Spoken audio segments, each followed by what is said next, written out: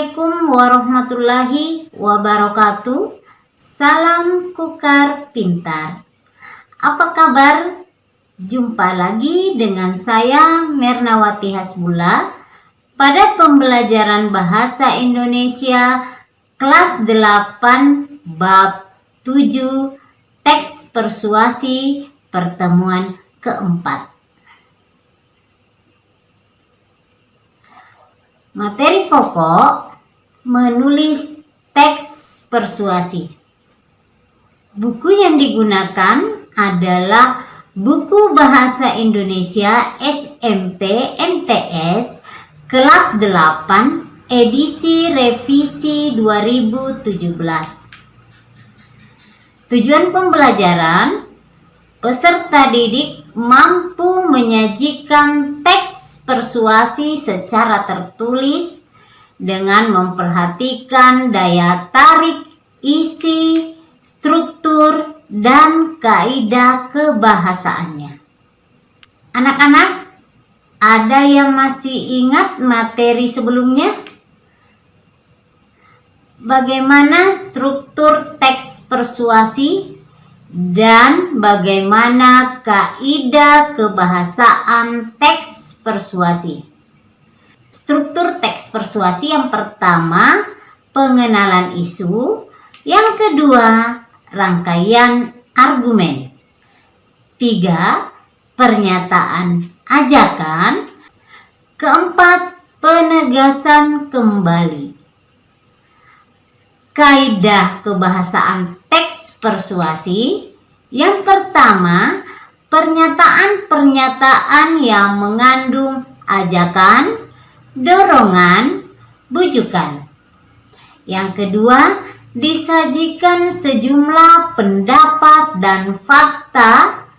Yang ketiga, biasanya menggunakan kata ganti kita.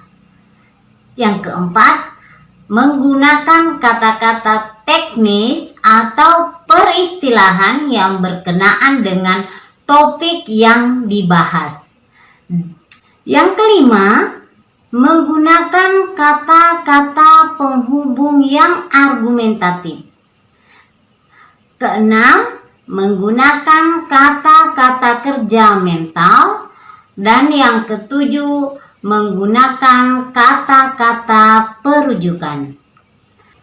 Demikian pembahasan pada materi sebelumnya. Selanjutnya untuk pembahasan kali ini tentang menulis teks persuasi.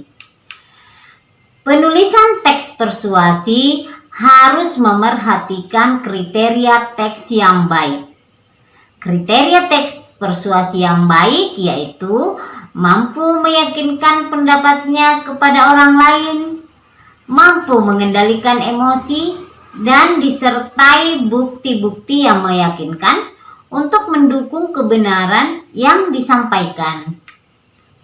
Langkah-langkah menyusun teks persuasi. Yang pertama, menentukan tema atau bujukan utama. Yang kedua, menyusun perincian yang mengarahkan pada ajakan itu yang berupa pendapat atau fakta. Yang ketiga, mengumpulkan bahan. Bahan itu bisa berupa fakta dan pendapat. Yang keempat, mengembangkan kerangka tersebut menjadi teks persuasi yang lengkap dengan memperhatikan kaidah kebahasaannya. Teknik penulisan teks persuasi ada dua, ada teknik rasionalisasi dan ada teknik sugesti. Yang disebut dengan teknik rasionalisasi adalah proses penggunaan akal untuk memberikan dasar pembenaran terhadap suatu persoalan. Teknik sugesti adalah suatu usaha membujuk atau memengaruhi orang lain untuk menerima pendirian tertentu. Demikian materi untuk kali ini. Selanjutnya untuk latihan, silakan kalian kerjakan LKPD 7.4a 7.4b. Untuk kesimpulan pada pembelajaran kali ini, perhatikan peta konsep berikut. Menulis teks persuasi, ada langkah-langkah menulis teks persuasi dan ada teknik penulisan teks persuasi.